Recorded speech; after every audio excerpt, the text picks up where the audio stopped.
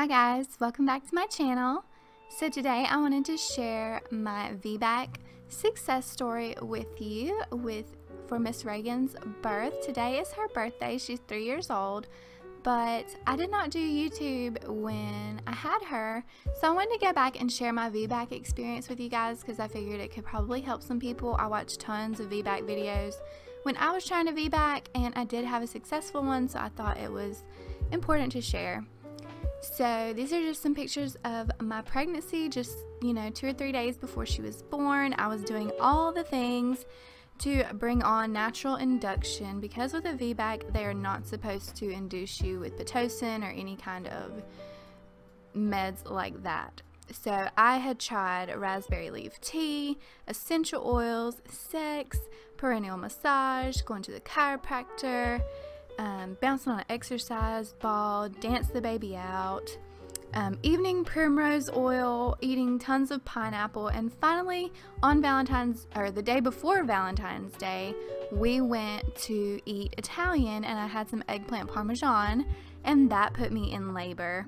So that one worked, and that is a natural induction method. I don't know if it was just time. I was 3 days past due. My due date was February 11th. I had her on the 14th. So anyway, my mom was coming to visit because it was getting close to me delivering, and she lived like 6 hours away, so she came for the weekend just in case I went to labor. And within 45 minutes of her arriving at my house, I went into labor. And her birthday is February 16th, so I just told her that was her birthday present. So because I was having a VBAC, in the state of Georgia, there's only 2 hospitals that I know of that do VBACs, and I went to the one in Macon, and I was seeing the midwives of Macon. They were really great, but they did not show up for the delivery, so I'll tell you about that in a bit. But I labored for about 13 hours. When I got to the hospital, they did a membrane sweep that was extremely painful. I'd had one a few days earlier and I lost my mucus plug, or at least part of it. TMI alert, sorry. But yeah, I labored for about 13 hours and I was in a lot of pain, you guys. I was trying to have an all-natural childbirth, and I had this whole birth plan. I want to try to find that and do a video of that. But we did not go by that hardly at all.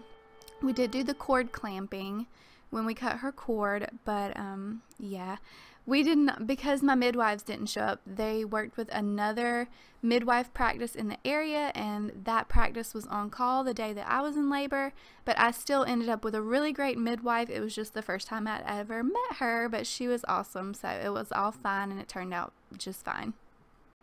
So my contractions were off the charts. Like, for a little while I was handling it, but at a certain point she had turned and was like digging into my spine, so I did end up getting an epidural. I really didn't want one. I'd already had a spinal tap with my firstborn, and I really didn't want an epidural, but I ended up getting one. This hospital does do VBACs, but you could tell the nurses really push that epidural. They don't like to hear you in pain, so they were really recommending that often. Another thing that was in my birth plan, but my doula didn't show up and my midwives didn't show up, so yeah, that didn't really happen, and my hubby didn't really know all the details because I had it all planned out with the doula. So yeah, but my doula was one of my good friends. She had kids and she didn't get the call. It was late, like 2 o'clock in the morning when I went in, and yeah, she just didn't get the call until it was too late, and the hospital was an hour away. I was so scared I was going to give birth in the car. My contractions were like 2 minutes apart the entire time I was in labor, lasting about a minute, and then as they got closer they got stronger. But I really hate I got the epidural because it was so hard to push, because you couldn't feel how strong or how much progress you're making with each push. It was really hard to tell with the epidural because you can't feel anything. I did still feel pain in my upper body and my stomach, but just not my legs and bottom. So her heart rate started dropping when I was pushing, and she was in distress. I did not want an episiotomy. Another thing in my birth plan, I asked specifically to only don't do an episiotomy unless it's absolutely necessary. So I did have an episiotomy, and one of the big ones, they cut me all the way because Miss Reagan's heart rate started dropping as I was pushing, and it almost came to a complete stop because we did not know that the cord was wrapped all the way around her head, neck, and her entire body. So once I started pushing, it only took about 15 minutes to get her out, but like I said, her heart rate was dropping and I was getting stressed out and exhausted from the pushing, so they put the oxygen on me because I felt like I was about to pass out from straining so hard because I wasn't sure how hard I was pushing, so I was like pushing as hard as I possibly could. And yeah, I almost passed out, so they put the oxygen mask on me, and once her heart rate started dropping, that was alarming to me, so I really started pushing a lot harder. I took the last bit of energy I had and just really bared down and tried to get her out, and they cut me and she came out. So and she started nursing immediately, and it was just beautiful. It was amazing, like the most amazing experience I've ever had in my life. And I can't explain it, but it was just the biggest natural high that I've ever had. Just a rush of adrenaline, and then just peace. And once she started crying immediately when they pulled her out.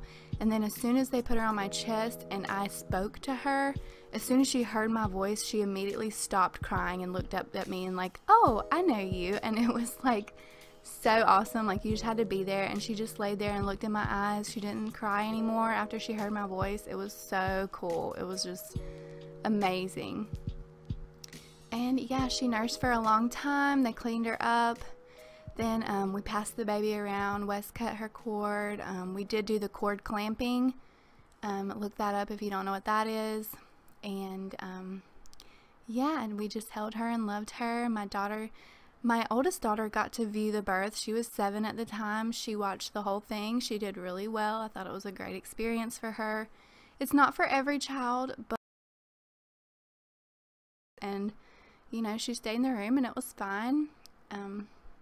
So yeah, it was an awesome experience for all of us. I'm glad I had everyone there. My mother, my mother-in-law, my daughter, my husband, my brother was in the waiting room. Yeah, it was really great, and I'd do it all over again.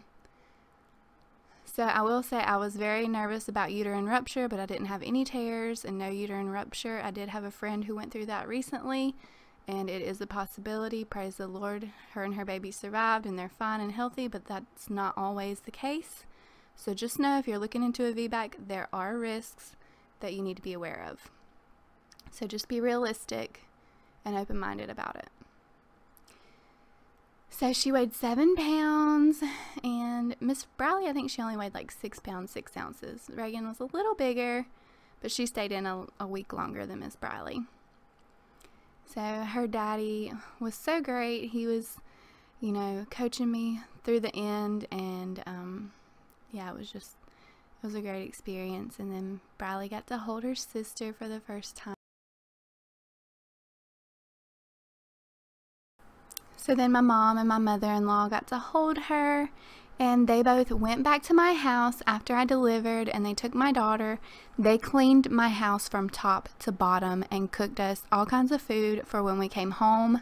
So the house was clean, and we had lots of food prepped when we got home with our daughter. And it was just awesome. We spent one night at the hospital, and then we got to bring her home the next morning. It was a little scary though, because, you know, they were checking her vitals that night and she was having some trouble breathing.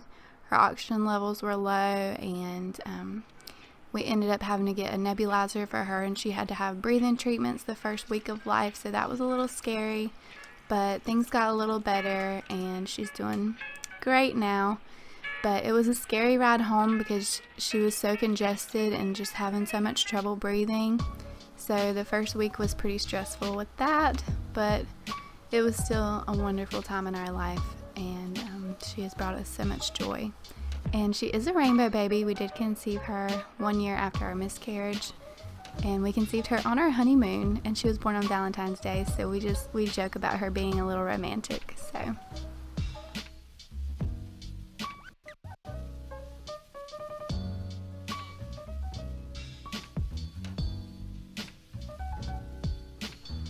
So I just threw in a few newborn pictures that me and a friend took at our home. I did not plan any newborn pictures. I didn't hire a photographer or anything, so I just took some myself. So they're not the best, but I'm still glad I took a few.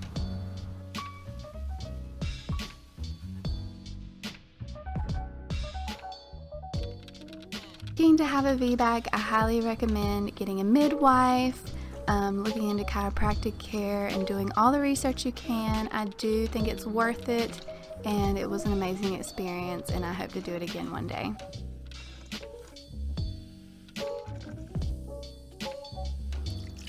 So I will be doing Miss Briley's birth story next. I should have went in the opposite order, but since it was Reagan's birthday, I just decided to go ahead and do that today. But I will do Briley's next if you'd like to hear about my C-section, and I would love to do a video of C-section versus VBAC since I've done both, obviously. So yeah, if you're interested in that, please comment below and let me know, and I'll be happy to do that for you guys. Thank you all so much for watching. I love you, and Jesus loves you too. God bless you all. Bye. Also, if you enjoyed this, please help support my channel and like and subscribe down below and hit the notification bell to be updated each time I upload. Thanks again. Bye.